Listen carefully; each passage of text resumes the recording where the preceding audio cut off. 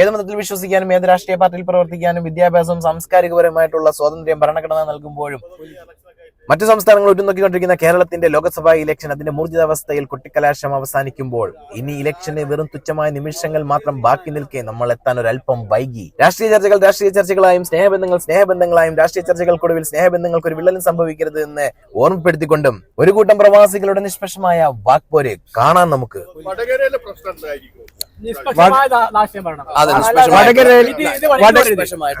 വടകരയില് 3 സ്ഥാനാർത്ഥികൾ മത്സരിക്കുന്നുണ്ട്. ഇടതുപക്ഷത്തിന്റെയും UDF-ന്റെയും BJP-യുടെയും 3 സ്ഥാനാർത്ഥികൾ.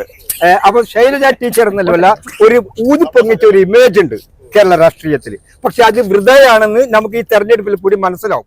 കാരണം എന്ന് വെച്ചെങ്കിൽ കൊറോണ സമയത്തും നിപ്പ സമയത്തും ജനങ്ങളെ ഒരുപാട് സേവിച്ചു എന്നാണ് പറയുന്നത്. ഒരു വ്യക്തിക്ക് ഒരു ഉത്തരവാദിത്തം ഏൽപ്പിച്ചിട്ടുണ്ട്. കാരണം ഒരു ആരോഗ്യമന്ത്രി എന്ന്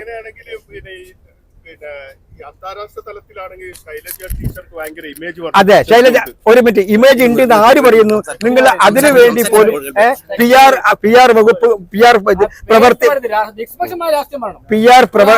ഞാൻ പറഞ്ഞ പേര് ഞാനല്ലല്ലോ പറഞ്ഞിനി PR വർക്കിൽ കൂടി ഊതി വീർപ്പിച്ചതെന്ന് ഞാൻ പറഞ്ഞത് അതാണ്. ഊതി വീർപ്പിച്ചത് PR വർക്കിൽ കൂടി. കാരണം ഞാൻ ഒരു ഉദാഹരണം പറയാം. അന്നത്തെ ബഹുമാനപ്പെട്ട ആരോഗ്യമന്ത്രി എന്താ വിഞ്ഞാന്ന് പറഞ്ഞെന്നറിയോ? നിങ്ങൾ കേട്ടിട്ടുണ്ടോ ഇല്ലയോ എന്ന് അറിയില്ല. കാരണം അമേരിക്കയിൽ നിന്ന് എനിക്ക് വിളിച്ചിരുന്നു ഒരുപാട് നേഴ്സുമാര്. എന്നിട്ട് അവരെന്നോട് ആവശ്യപ്പെട്ട എന്താണെന്നറിയോ? മാസ്ക് ആണെന്ന്. നിങ്ങൾ വിശ്വസിക്കോ? അമേരിക്കയിൽ മാസ്ക് ഇല്ലാത്തൊരു കാലഘട്ടത്തിൽ കേരളത്തിലേക്ക് ഒരു മാസ്കിന് വേണ്ടി അമേരിക്കയിൽ നിന്ന് ഫോൺ ചെയ്യുന്നു. അപ്പൊ അത്ര ജനങ്ങളെ വിഡ്ഢിയാക്കാൻ ഇത്ര മാത്രം കുൽസിത ശ്രമം നടത്തുന്ന ഒരു പാർട്ടി മാർക്സിസ്റ്റ് പാർട്ടിയെ പോലത്തെ വേറൊരു പാർട്ടി കേരളത്തിലില്ല. അതായത് കോൺഗ്രസ് ഈ കേരളത്തിലെ കോൺഗ്രസിന്റെ അടിത്തറയുള്ള നേതാവാണ് കരുണാകരന്റെ മോളാണ്. ആകെ ഒരു മോളുള്ളൂ. പത്മജ പോയി, ആന്റണിന്റെ മോള് പോയി, ആന്റണിന്റെ മോൻ പോയി, ഇപ്പൊ സുധാകരന്റെ PA പോയി, ഇപ്പൊ ഇന്നലെ ഗുജറാത്തിലെ സൂറത്തിലെ കോൺഗ്രസിന്റെ സ്ഥാനാർത്ഥി അവിടെ പോയി ഒരു സീറ്റ് ഇലക്ഷന് മുന്നേ കിട്ടി. എന്ത് പറഞ്ഞു നിങ്ങൾക്ക് എന്റെ അഭിപ്രായം എന്ന് വെച്ചെങ്കിൽ ഞാൻ പറയാം, കോൺഗ്രസ് എന്ന് വെച്ചെങ്കിൽ വലിയൊരു ജനാധിപത്യ രാഷ്ട്രീയ ഒരു പാർട്ടിയാണ്. അതിൽ അതന്നെ അതിൽ ഒരുപാട് അധികാരമോഹികളുണ്ട്. അപ്പൊ ഈ അധികാരമോഹികൾക്ക് അവർക്ക് അർഹിക്കുന്ന അല്ലെങ്കിൽ അവർ അർഹിക്കാത്ത ഒരു സീറ്റുകൾ അവർ വ്യാമോഹിച്ചിരിക്കുന്നു. അപ്പൊ അത് അവരെ സ്വപ്നത്തിൽ വരാതിരിക്കുമ്പം അവർ പല ദിക്കിലേക്കും ചിന്തിക്കുന്നു. എവിടെയാണ് ഞങ്ങൾക്ക് രക്ഷ, എവിടെ നിന്ന് ഞങ്ങൾക്ക് എന്തെങ്കിലും കിട്ടും എന്നുള്ള രീതിയിൽ ചാടിപ്പോകുന്നു. അത് കാരണം മാർക്സിസ്റ്റ് പാർട്ടിയെ പോലെ ഒരു ഇടുങ്ങിയ ഒരു സംസ്ഥാനത്ത് ഒതുങ്ങുന്ന ഒരു പാർട്ടി അല്ലത്. അത് ഒരു അന്താരാഷ്ട്ര തലത്തിലുള്ള ഒരു പാർട്ടിയാണ്. ആ പാർട്ടി ഇത് പലവരും മനസ്സിലായ. നിങ്ങളെ എന്ത് വിശ്വസിച്ചാണ് കോൺഗ്രസിലേക്ക് ആൾക്കാർ വരിക? കാരണം നിങ്ങൾ ഇങ്ങനെ അധികാരമോഹികളായിട്ട് അങ്ങോട്ടും ഇങ്ങോട്ടും ചാടിക്കൊണ്ടിരിക്കുമ്പോ ആ സന്ദർഭത്തിൽ എന്ത് വിശ്വസിച്ച് നിങ്ങളുടെ പാർട്ടിയിൽ ആളുകൾ വന്ന് നിൽക്കും, അണികൾ വന്ന് ചേരും? അണികൾ വന്ന് നിൽക്കുന്നതെന്ന് വെച്ചെങ്കിൽ അത് അതിന്റെ മെയിൻ നേതൃത്വം ഉണ്ട്. മെയിൻ നേതൃത്വം AICC എന്ന് പറഞ്ഞാൽ അതാണ് ഓൾ ഇന്ത്യ കോൺഗ്രസ് കമ്മിറ്റിയുടെ സെക്രട്ടറി സോണിയാഗാന്ധിന്റെ സെക്രട്ടറി അയാളും പോയി കഴിഞ്ഞല്ലോ.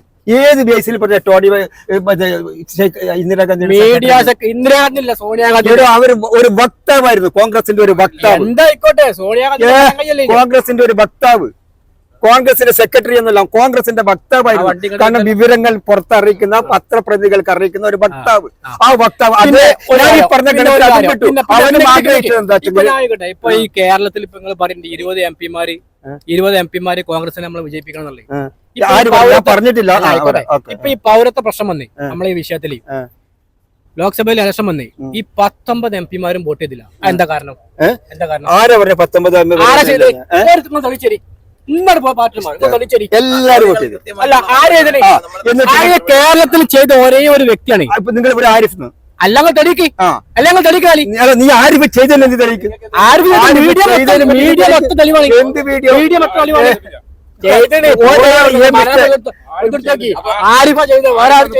ശരിക്കും പറഞ്ഞു കഴിഞ്ഞാൽ പല ചോദ്യങ്ങൾക്കും കോൺഗ്രസിന് ഉത്തരം ഇല്ലാത്ത ഉത്തരവ് പറയാൻ നിങ്ങൾ വ്യക്തമായ സമയം അത് കൃത്യമായിട്ടുള്ള ചോദ്യമാണ് നിങ്ങളുടെ CA എന്ന് വെച്ചെങ്കിൽ അത് കോൺഗ്രസിന്റെ തത്വം അവർ പ്രകടന പത്രികയിലും അതേമാതിരി ഇപ്പോഴും വ്യക്തമായി പറഞ്ഞു. കാരണം അത് ഞങ്ങൾ അധികാരത്തിൽ വന്നാൽ ആദ്യമായിട്ട് ഞങ്ങൾ ചെയ്യുന്ന CA റദ്ദാക്കലാണ്. ആര്? കോൺഗ്രസ് പ്രഖ്യാപിച്ചിട്ടുള്ളതാണ്. കോൺഗ്രസിന്റെ AICC സെക്രട്ടറി, അതേമാതിരി രാഹുൽ ഗാന്ധി, അതേമാതിരി Chidambaram, everything leaders, the main leaders എല്ലാവരും ഒറ്റ ഒറ്റ സ്വരത്തിൽ പ്രഖ്യാപിച്ചത് ഞങ്ങൾ ആദ്യം അധികാരത്തിൽ വന്നാൽ ഞങ്ങൾ ചെയ്യുന്ന പരിപാടി CAA നിർത്തലാക്കലാണ്. പിന്നെ അതിനപ്പുറം വലുതെന്താ വേണ്ടത്? അല്ലാതെ ഇപ്പം മാർക്സിസ്റ്റ് പാർട്ടി പറയുന്നു 1 മിനിറ്റ് ഞങ്ങൾ CAA നടപ്പാക്കില്ല. നിഷ്പക്ഷമായിട്ടുള്ള ഒരു വ്യക്തി നിങ്ങള്. അപ്പൊ ഈ പ്രാവശ്യം പറഞ്ഞോളൂ, ഈ പ്രാവശ്യം ആര് എന്തേ കേരളത്തിൽ അതാരാണെങ്കിലും പോട്ടെ, എനിക്കൊരു ചോദ്യം ഉണ്ട്. ഞാൻ ചോദിക്കണം അങ്ങനല്ല, ഏതൊരു മന്ത്രി ആവട്ടെ, ഒരു MLA ആവട്ടെ, ഒരു MP ആവട്ടെ, ഇവരൊക്കെ രാഷ്ട്രീയത്തേക്ക് വരുമ്പോ ഉടുതുണിക്ക് മറുതുണി ഉണ്ടാവില്ല. 5 കൊല്ലം ഒരു മന്ത്രി ആയി കഴിഞ്ഞാൽ ഒരു MLA ഒരു MP ആട്ടെ കോടീശ്വരൻ. അതെങ്ങനെ ആവണേ? ഒരു MPക്ക്, ഒരു മന്ത്രിക്ക്, ഒരു MLAക്ക് മാക്സിമം ശമ്പളം 1 ലക്ഷമാണ്. എത്ര ആൾക്കാർ കോടീശ്വരന്മാരുണ്ട്? അതിനെ പറ്റും ഞങ്ങൾ അഭിപ്രായം എന്താ? അതിന്റെ ഞാൻ പറയാം, നിങ്ങൾ പറയും ഇപ്പം രാഷ്ട്രീയത്തിൽ പൈസ ഉണ്ടാക്കുന്നവർ ഒരുപാടുണ്ട്, നിഷ്പക്ഷമായ സേവനം നടത്തുന്നവരുണ്ട്. അതായത് എല്ലാ മുമ്പത്തെ കാലത്തൊക്കെ രാഷ്ട്രീയം പറഞ്ഞ സേവനമായിരിക്കും. ഇന്ന് അതല്ല, ഇന്ന് കക്കലാണ്. ഇന്നൊരു മന്ത്രി ആയി കഴിഞ്ഞാൽ ഒരായി കഴിഞ്ഞാൽ ഓലും കുറച്ച് ബിസിനസ് ദാറ്റ് ഈസ് നോട്ട് കക്കൽ. അതെന്നെ കക്കൽ പറഞ്ഞേ, അതെന്നെ കക്കൽ പറഞ്ഞാലേ, അതെന്നെ കക്കൽ പറഞ്ഞാലേ. കാരണം ഒരു രാഷ്ട്രീയത്തിൽ ഒരു MP ആയി കഴിഞ്ഞാലും MLA ആയി കഴിഞ്ഞാൽ മന്ത്രി ആയാലും അവന്റെ കുടുംബവും അവന്റെ അത് രക്ഷപ്പെട്ട് ഈ വോട്ട് ചെയ്യുന്ന ഊളകളെ കൈതകളുണ്ടല്ലോ ഓല അട്ടങ്ങാനാണ് അല്ലേ? അവരും സമ്പാദിക്കുന്നുണ്ട്. ഞാൻ ഒരൊറ്റ ഉദാഹരണം പറയട്ടെ. അണികൾ ഞാൻ പറഞ്ഞുതരാം, നീ കേൾക്കുവാണെങ്കിൽ. കാരണം ഇപ്പൊ ഞാൻ ഉദാഹരണത്തിന് പറയാം. ഇപ്പൊ ഈ കരുവന്നൂർ ബാങ്ക് തട്ടിപ്പ് പറയുന്ന കേൾക്കും മിസ്റ്റർ. അപ്പം അതിൽ മെയിൻ നേതാക്കന്മാരാണോ സമ്പാദിച്ചത്? അതിന്റെ താഴെത്തട്ടുള്ള സഖാക്കന്മാർ വരെ സമ്പാദിച്ചു ഇല്ലേ? അപ്പൊ അത് അങ്ങനെ വരുമ്പോൾ ഒരുപാട് അനുകൂലികളെയും ഈ വെട്ടിപ്പിന് കിട്ടുന്നു ഓരോ പാർട്ടിയിലും. എടരിക്കോട് ബാങ്കിന്റെ പ്രശ്നം വന്നപ്പോ കുഞ്ഞാലിക്കുട്ടിന്റെ 1000 കോടി ജലീലി, പിന്നെ പിണറായി മുണ്ടിയ അത് തെളിയിച്ചിട്ടല്ലോ. ഇത് തെളിയിക്കപ്പെട്ടതല്ലോ. ഇത് തെളിയിക്കപ്പെട്ട കാര്യമല്ലേ പറയുന്നത്. തെളിയിക്കപ്പെട്ട കാര്യമാണ് പറയുന്നത്. തെളിയിക്കുന്ന ആരോപണങ്ങൾ ആർക്കും പറയാം. എനിക്കിപ്പോ എന്നോട് പറയാം, ഞാനിപ്പോ 1000 കോടി കട്ടിയെന്ന് നിനക്ക് പറയാം. പക്ഷെ അത് തെളിയിക്കപ്പെട്ടിട്ടില്ല. തെളിയിക്കപ്പെട്ടത് കരുവന്നൂർക്ക് കേസാണ്. മരിച്ചുപോയ തങ്ങൾക്ക് ED നോട്ടീസ് അയച്ചു. അത് കാരണം അതിൽ ചോദ്യം ചെയ്തില്ലല്ലോ. നോട്ടീസ് അയച്ചല്ലേ. അത് ഞാൻ പറയാം. എന്താ വെച്ചെങ്കില് ചന്ദ്രിക എന്നുള്ള ദിനപത്രം അതിന്റെ ചീഫ് ആളാണ് ഹൈദരലി ശിഹാബ് തങ്ങൾ. അപ്പൊ അതിന്റെ പറ്റി ഒരു പോറൽ വന്നിട്ടാകുമ്പം അതിലൊരു വ്യവസ്ഥാപിതമല്ലാത്തൊരു രീതി കണ്ടിട്ടാകുമ്പോൾ അതിന്റെ ഉത്തരവാദപ്പെട്ട മെയിൻ ആള് ഹൈദരലി തങ്ങളാണ്. അപ്പൊ ഹൈദരലി തങ്ങൾക്ക് നോട്ടീസ് അയച്ചിട്ടാകുമ്പോൾ ഉടനെ കുഞ്ഞാലിക്കുട്ടി അങ്ങനെ അതിനെപ്പറ്റി പറഞ്ഞിട്ടാകുമ്പോൾ കുഞ്ഞാലിക്കുട്ടി അതിലേക്കുള്ള സോൾവ് ചെയ്തു. കാരണം അത് അവരെ അറിയിച്ചു, ഈടിനെ അറിയിച്ചു എന്താണ് സംഭവിച്ചത്, എന്താണ് കാര്യങ്ങൾ അറിയിച്ചതിന് ശേഷം ഹൈദരലി തങ്ങളെ ചോദ്യം ചെയ്യാൻ വിളിച്ചിട്ടില്ല. അതിനുശേഷം ഒരു ഇതുണ്ടായിട്ടില്ല. അപ്പൊ കാണികൾക്ക് എന്താണ് ചോദിക്കാനുള്ളത്? ലാസ്റ്റ് ഈ പാർട്ടികളൊക്കെ ഇപ്പൊ 3 പാർട്ടി, ഇപ്പൊ ലീഗ് ആയാലും കോൺഗ്രസ് ആയാലും LDF ആയാലും എന്തുകൊണ്ട് യുവാക്കളെ മുന്നോട്ട് വരുത്തുന്നില്ല? അതായത് മന്ത്രിസ്ഥാന അല്ല, ഒരു മത്സരത്തിനാണെങ്കിലും ഇതിനും യുവാക്കൾക്ക് കൊടുക്കുന്നത്. ഇപ്പൊ ലീഗ് ആണെങ്കിൽ ഇപ്പൊ മത്സരിക്കുന്ന ഇപ്പൊ ബഷീർ, പിന്നെ സമദാനി, കുഞ്ഞാലിക്കുട്ടി, എന്തുകൊണ്ട് യുവാക്കൾക്ക് കൊടുക്കുന്നില്ല? അവസരം കൊടുക്കുന്നില്ല. യുവാക്കൾക്ക് അവസരം കൊടുക്കാതിരിക്കുന്നത് കൊണ്ട് അത് മനഃപൂർവ്വം തടയപ്പെടുന്നതല്ല. കാരണം എക്സ്പീരിയൻസ് ഇതിൽ വലിയൊരു ഘടകമാണ്. കാരണം ഇപ്പോഴ് ഈ ആകെ നമുക്ക് 2 MP ലീഗിനെ സംബന്ധിച്ചിടത്തോളം ഞാൻ പറയുകയാണെങ്കിൽ 2 MP രണ്ട് പുതുമുഖങ്ങളെ ഒന്നിച്ചയച്ചാൽ അത് അവിടെ പോസിബിൾ ആവില്ല. കാരണം അവർക്ക് അത്ര പരിശീലന ഒരു പ്രാക്ടീസ് ഇല്ല. അവർക്കത് എന്താ അവതരിപ്പിക്കേണ്ടത്, എങ്ങനെയാണെന്നുള്ള. അപ്പം അതിൽ ക്രമേണ എന്ന് വെച്ചാൽ സ്റ്റെപ്പായിട്ട് ആ യുവാക്കളെയും കൊണ്ടുവരും എന്നുള്ളതാണ്.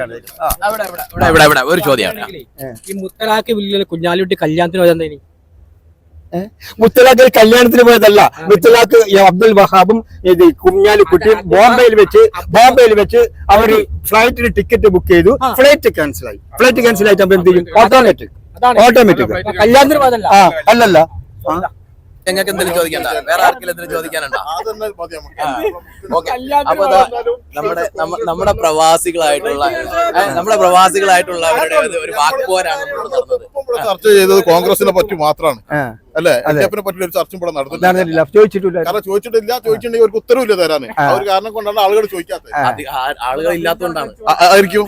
അതാണ് അതിന്റെ സത്യം. ഏത് രാഷ്ട്രീയ പാർട്ടിക്കാർ വന്നാലും ജനങ്ങൾക്ക് ഉപകാരപ്പെടുന്ന ഒരു ഉപകാരമില്ല. എന്റെ അഭിപ്രായത്തില് ഇന്ത്യയിൽ വേണ്ട രാജഭരണമാണ്. ജനാധിപത്യം കൊണ്ട് സാധാ ജനങ്ങൾക്ക് ഓരോ ഉപകാരമില്ല. പുള്ളിയുടെ അഭിപ്രായം അല്ല, എന്റെ അഭിപ്രായത്തിൽ എന്റെ രാജഭരണമാണ്. നിഷ്പക്ഷമായിട്ടുള്ള ഇല്ല ഭരണമല്ല, ഏത് ഭരണമാണെങ്കിലും ഞാനാണെങ്കിലും പറ്റേ. ഞാൻ ചോദിക്കണ അങ്ങല്ല, ഓരോത് തയ്യാറാകുമ്പോൾ ഈ എല്ലാ രാഷ്ട്രീയ പാർട്ടിക്കാരും ഇതുവരെ കഴിഞ്ഞു പോയ രാഷ്ട്രീയ നേതാക്കന്മാർ ആസ്തി ഒന്ന് വെളിപ്പെടുത്തട്ടെ. ഉളുപ്പുണ്ടെങ്കിൽ ചെയ്യട്ടെ, വലിയ ചെയ്യോ? ചെയ്യൂല. ലോകത്തില്ലാത്ത ഒരു കാര്യം നമ്മളെ കേരളത്തിലുണ്ട്. എന്താ നിങ്ങള് 2 വർഷം അതിൽ പ്രതിപക്ഷം കണക്കാണ്, ഭരണപക്ഷം കണക്കാണ്. 2 വർഷം ഒരു MP PA ആയി നിന്ന് കഴിഞ്ഞാൽ ഓൻ ആജീവന പെൻഷൻ, ഓൻ സ്കൂൾ വിദ്യാഭ്യാസം വേണ്ട, ഒരു തേങ്ങാവലിയും വേണ്ട. 2 വർഷം ആ മന്ത്രിയുടെ PA ആണോ ആജീവന പെൻഷൻ. ഇത് ലോകത്ത് എവിടെ ഇല്ല, കേരളത്തിൽ മാത്രമേ ഉള്ളൂ. അതിൽ ഭരണപക്ഷം കണക്കാണ്, പ്രതിപക്ഷം കണക്കാണ്. എന്താ അഭിപ്രായം? തീർച്ചയായിട്ടും അത് വേണ്ടാത്തൊരു കാര്യമാണ്. അത് ഒഴിവാക്കണം തന്നെ. പാവപ്പെട്ടവന്റെ പെൻഷന്റെ നമ്മളെ നികുതി പണം, പാവപ്പെട്ട നികുതി പണം കൊണ്ടാണ് അവർക്ക് ശമ്പളം കൊടുക്കുന്നത്. അപ്പോ അതാണ് നമ്മൾ കേരളത്തിൽ നിന്ന് പിന്നെ ഫസ്റ്റ് ആയിട്ട് ഒഴിവാക്കേണ്ടത്. രാഷ്ട്രീയ ചർച്ചകളായിട്ട് തന്നെ നിലനിൽക്കെ സ്നേഹബന്ധത്തിന് ഒരു ആക്കവും സംഭവിച്ചിട്ടില്ല എന്ന് പറഞ്ഞുകൊണ്ട് ഇതാ നമ്മളിവിടെ വൈൻഡപ്പ് ചെയ്യാണ് അല്ലേ. അപ്പോ എല്ലാവരും വോട്ട് ചെയ്യുക, അവരവരുടെ ഇഷ്ടപ്പെട്ട രാഷ്ട്രീയ പാർട്ടികൾക്ക് ജയിപ്പിക്കുക.